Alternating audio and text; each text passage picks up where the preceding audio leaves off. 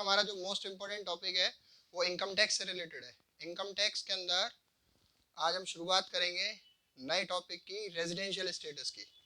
Right, residence and tax liability topic है। सबसे पहले मैं लिख देता हूँ इसको, रेजिडेंस नोट करते चलेंगे साथ के साथ, एंड टैक्स लायबिलिटी, ये हम टॉपिक करेंगे। अगर इनकम टैक्स में कुछ इम्पोर्टेंट होता है तो सबसे पहला यही काम होता है। इनकम टैक्स में असेसमेंट होने के लिए, किसी भी पर्सन की इनकम का रिटर्न दाखिल होने के लिए सबसे पहले उसका रेजिडेंशियल स्टेटस डिसाइड किया जाता है। राइट, पर्सन से मतलब है वो इंडिविजुअल हो सकता है, हिंदू अनडिवाइडेड फैमिली हो सकता है, एसोसिएशन ऑफ पर्सन हो सकता है, बॉडी ऑफ इंडिविजुअल हो सकता है, फर्म हो सकता है, कंपनी हो सकता है, आर्टिफिशियल जुरिडिकल पर्सन हो सकता है। तो इन सब के लिए हमें रेजिडेंशियल स्टेटस सीखना बहुत जरूरी है। ये सारे उन बच्चों के लिए जिनमें भी सिलेबस में रेजिडेंस एंड टैक्स लायबिलिटी है, मोस्ट इंपॉर्टेंट टॉपिक है। इसके अंदर आपका जो है हम लोग सारे एसएससी जितने भी होते हैं, इंडिविजुअल, एचयूएफ, जितने भी नाम मैंने बोले, उन सब का रेजिडेंशियल स्टेटस हम डिटरमाइन करेंगे। कुछ लोग कंफ्यूजन समझ लेते हैं कि साहब रेजिडेंशियल स्टेटस और सिटीजनशिप एक ही होती है, दोनों अलग अलग होती हैं।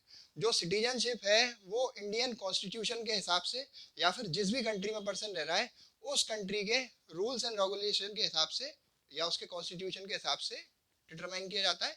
लेकिन residential status income tax point of view से हम डिटरमाइन करते हैं। Residential status income tax point of view से डिटरमाइन करते हैं। और रेजिडेंशियल स्टेटस डिटरमाइन करने के लिए इनकम टैक्स एक्ट 1961 में दिए गए प्रोविजंस अप्लाई होते हैं। राइट, तो कोई एक पर्सन एक पर्टिकुलर ईयर में एक कंट्री से ज़्यादा जगह का भी रेजिडेंट हो सकता है on the basis of time कि वो प्रीवियस ईयर में कितने टाइम वो यहाँ पर रह रहा है। तो हम एक एक करके रेजिडेंशियल स्टेटस डिटरमाइन करना सीखेंगे। सबसे पहले हम इंडिविजुअल का सीखेंगे। राइट, तो बहुत ध्यान से आपको सुनना है, समझना है और उसको डिटरमाइन करना सीखना है। अगर हमें रेजिडेंशियल स्टेटस डिटरमाइन करना है तो सबसे पहली इंपॉर्टेंट बात होती है कि दो बेसिक कंडीशन और दो एडिशनल कंडीशन हमें एक्ट में बताई गई हैं। राइट, दो बेसिक कंडीशन होती हैं, दो एडिशनल कंडीशन होती हैं। वो इनकम टैक्स एक्ट की सेक्शन 6 के अंदर बताई गई हैं। तो इनको ध्यान से देखिए आप। अंडर सेक्शन 6 बेसिक कंडीशन बताइए आपको। बेसिक कंडीशन नंबर 1, हमारा जो एसएससी है वो प्रीवियस ईयर में 182 डेज या उससे ज्यादा इंडिया में रहा हो।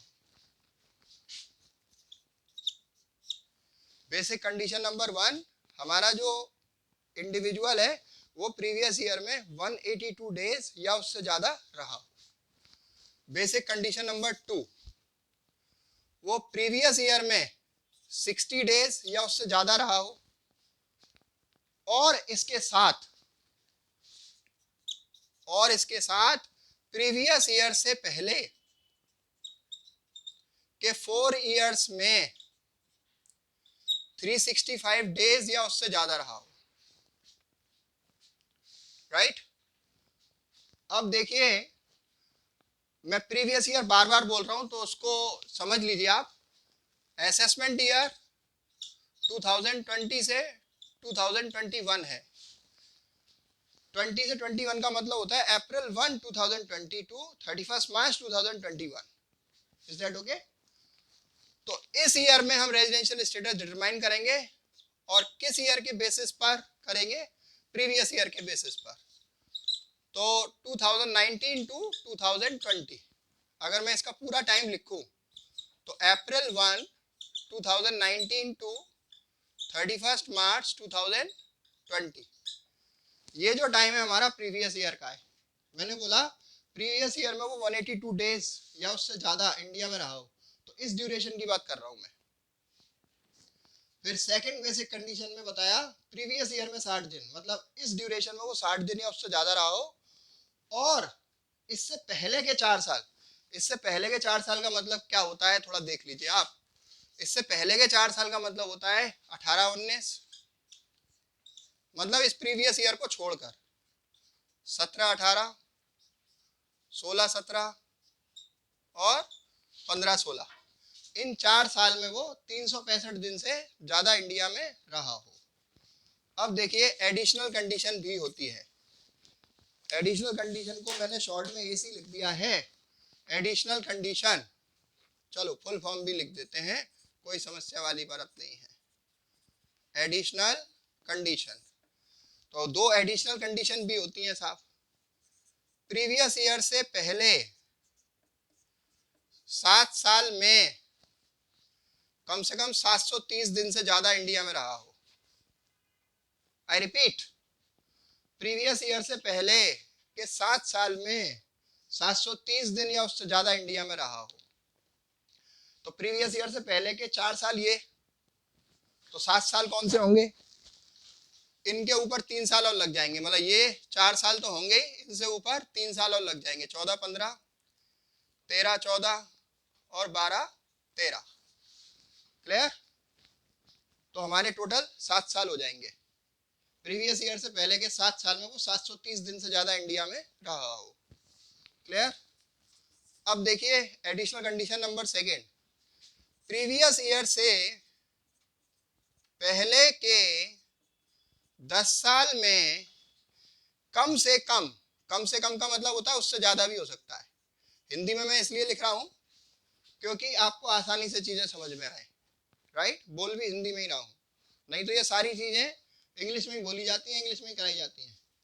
तो प्रीवियस ईयर से पहले के 10 साल में कम से कम 2 साल या उससे ज्यादा वो रेजिडेंट रहा हो।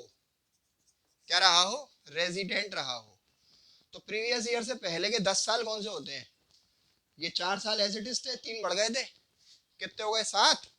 तो प्रीवियस ईयर से पहले के 10 साल कैसे होंगे? इसके ऊपर 3 साल और बढ़ जाएंगे, 11 12 10 11 और 9 10। ये हो गए प्रीवियस ईयर से पहले के 10 साल। क्लियर? ये कहानी है, प्रीवियस ईयर से पहले के 10 साल ये हो गए, प्रीवियस ईयर को छोड़कर उससे पहले के 10 साल। अब देखिए एडिशनल कंडीशन के बाद एक एक्सेप्शन कंडीशन आती है स्टूडेंट्स।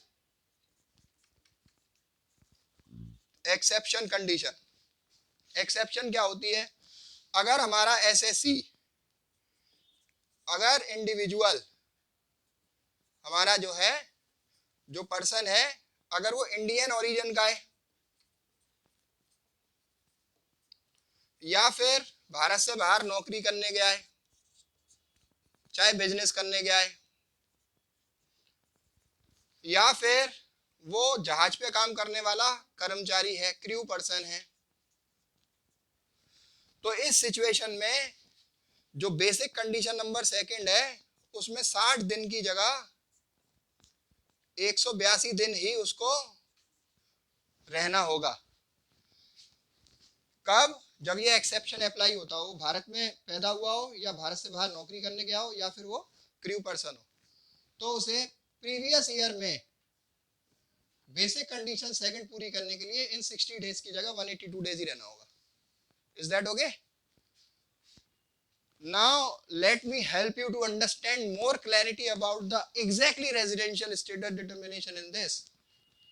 तो रेजिडेंशियल स्टेटस जो होता है वो या तो वो रेजिडेंट होगा या फिर वो नॉन रेजिडेंट होगा, या तो वो रेजिडेंट होगा या फिर वो नॉन रेजिडेंट होगा।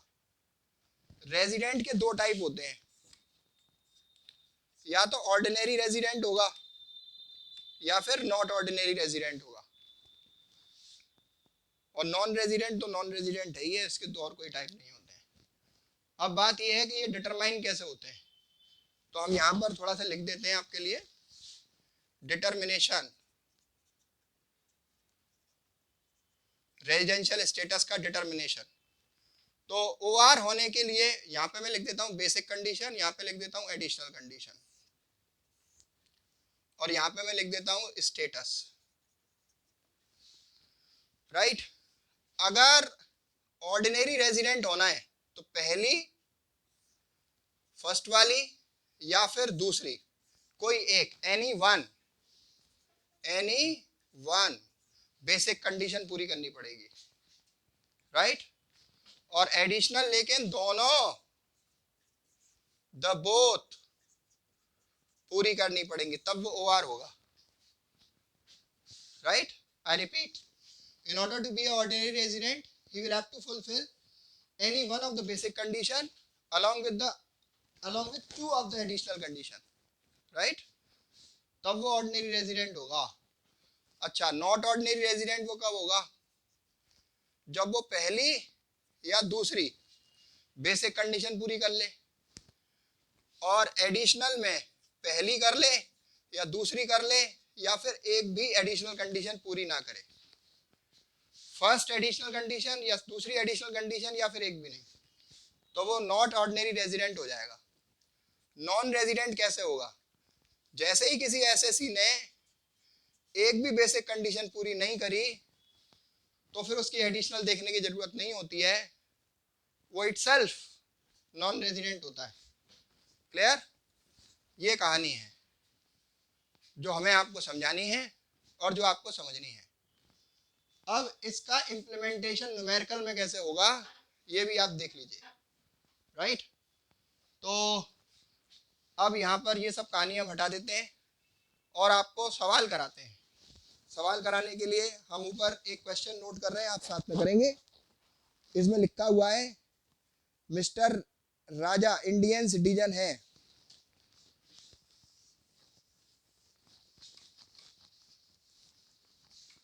Mister Raja Indian citizen.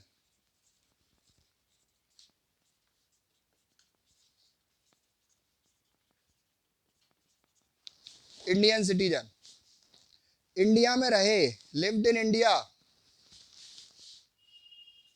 Lived in India 2015, 16 to 2018-19, मतलब 2015-16 से 2018-19 तक इंडिया में रहे. फिर इसके बाद लिखा हुआ है ऑन 1 जुलाई 2019, ऑन जुलाई 1, 2019 उन्होंने क्या किया? Left India for employment, left India for employment, left India for employment, again came to India, he again came to India, India वापस आ गए, and lived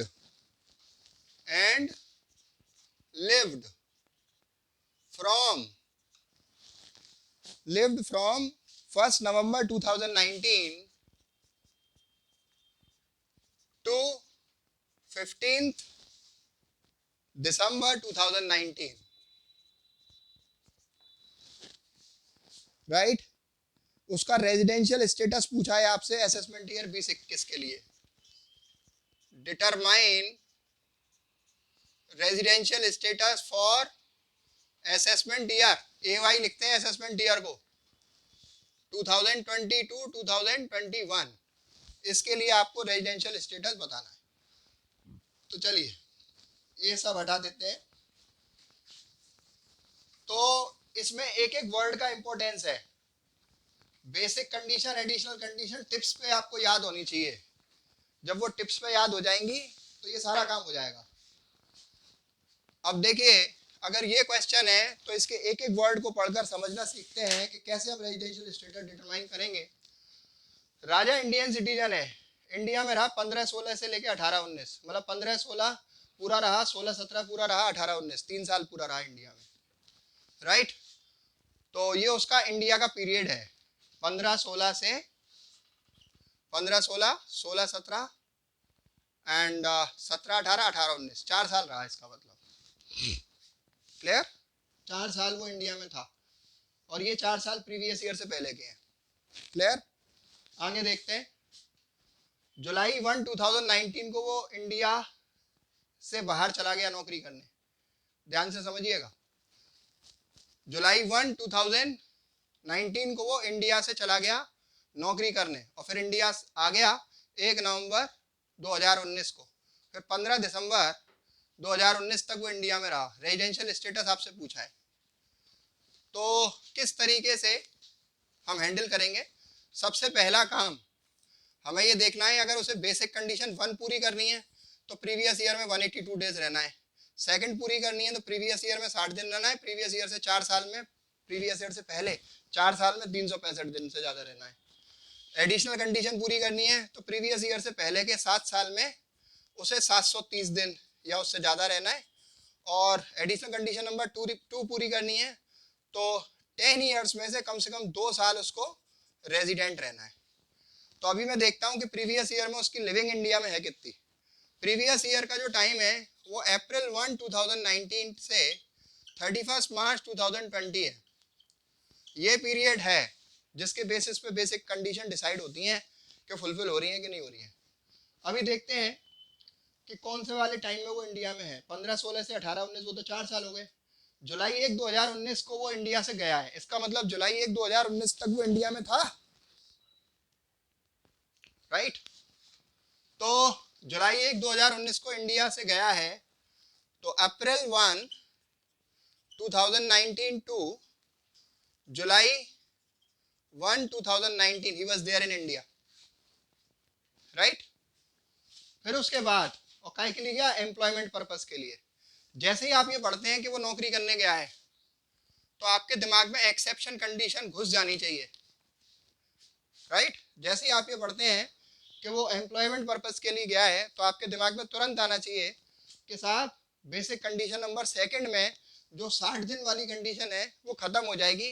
उस सेकंड कंडीशन को भी पूरा करने के लिए उसे 182 डेज ही रहना पड़ेगा, राइट। तभी वो सेकंड कंडीशन फुलफिल कर पाएगा, अदरवाइज नहीं कर पाएगा। तो एम्प्लॉयमेंट वाला वर्ड मैंने सर्किल कर दिया है in order to let you know कि बेसिक कंडीशन सेकंड भी रिक्वायर कर रही है 182 डेज की लिविंग, ठीक है। अभी देखते हैं आगे। अगेन केम टू इंडिया, नौकरी करने गया, उसके बाद इंडिया में फिर आया 1 नवंबर 2019 को। 1 नवंबर 19 को आया और 15 दिसंबर 2019 तक वो इंडिया में रहा। देखते हैं कितना टाइम हुआ। अप्रैल पूरा रहा, मई पूरा रहा, जून पूरा रहा, जुलाई नहीं रहा। अप्रैल 30, मई 31। इसमें भी एक लॉजिक है जो समझना चाहिए आपको, सीखना। जो ऊपर के सारे हैं पॉइंट्स वो हमारे 31 के होते हैं। जनवरी, फरवरी इनसाइड, मार्च, अप्रैल इनसाइड, अप्रैल, मई, जून, फिर जुलाई यहीं से, अगस्त, सितंबर, अक्टूबर, नवंबर, दिसंबर। तो जितने भी ऊपर के पॉइंट्स हैं, राइट, वो सारे 31 के रहेंगे और जो अंदर के पॉइंट्स हैं वो सारे 30 के रहेंगे। और फरवरी को छोड़कर, फरवरी में क्या रहता है कि अगर लीप ईयर है, लीप ईयर 4 साल में एक बार आता है। लीप ईयर हम उसको कहते हैं, उस ईयर को कहते हैं जो ईयर 4 की टेबल से पूरा कट जाता है। जैसे हम बात कर रहे हैं 2020 की, तो वो लीप ईयर है, उसमें जो फरवरी रहेगी 29 डेज की रहेगी। और हम बात करेंगे 2021 की, तो वो लीप ईयर नहीं है, राइट। वहाँ पर जो हमारी फरवरी रहेगी कितने की रहेगी, 28 दिन की रहेगी। क्लियर। 2022 में भी नहीं रहेगी, 23 में भी नहीं रहेगी, 24 में आएगी। फिर 4 साल के गैप में लीप ईयर होता है।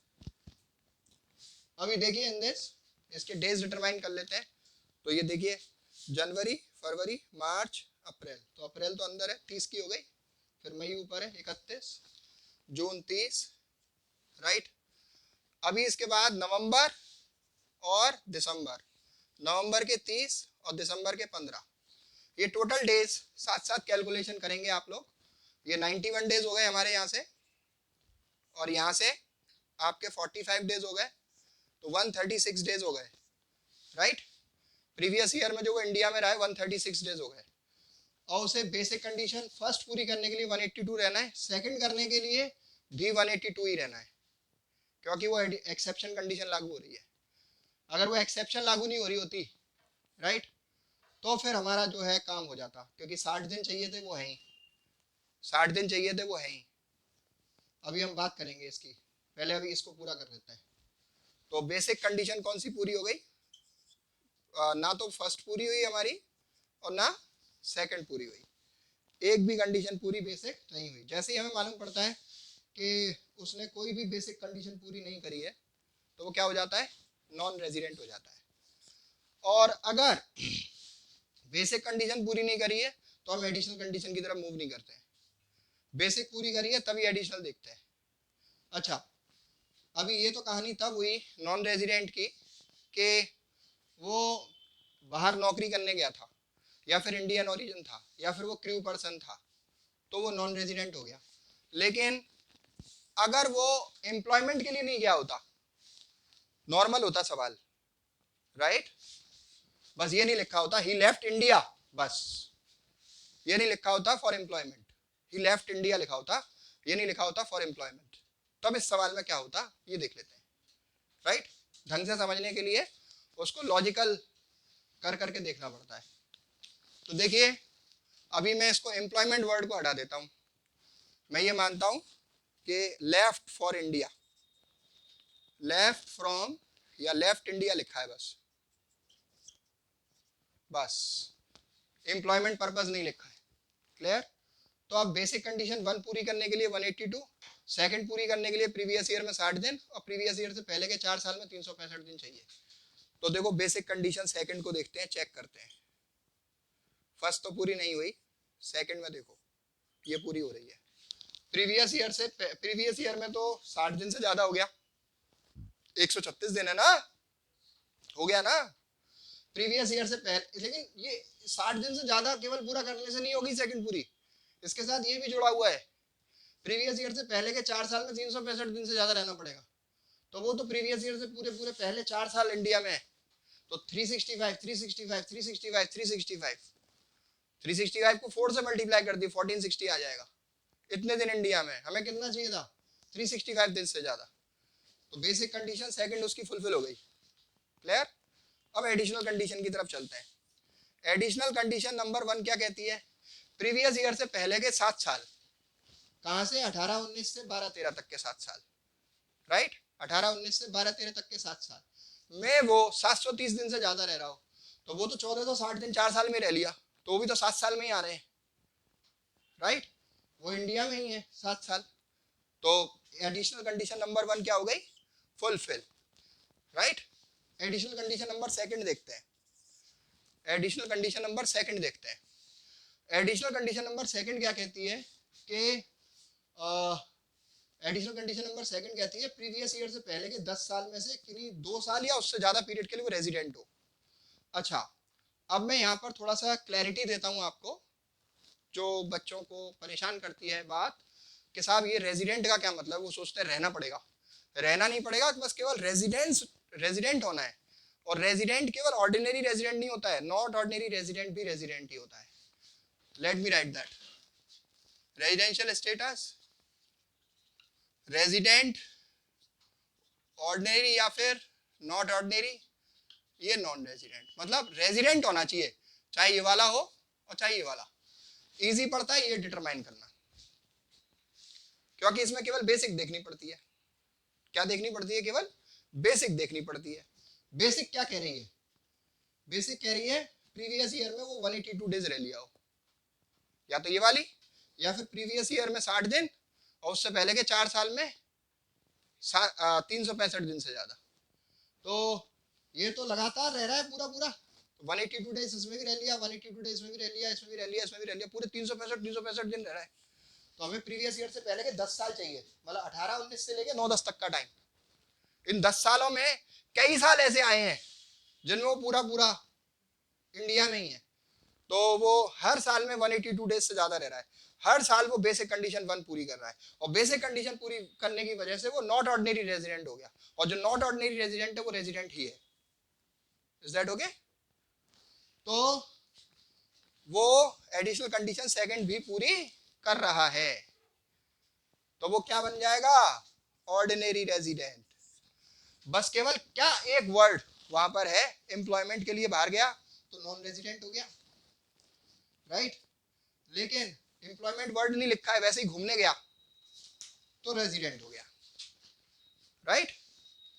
तो इस बेसिस पे जितने भी न्यूमेरिकल आपके सामने आए उनको आप प्रैक्टिस कर सकते हैं। Thank you so much.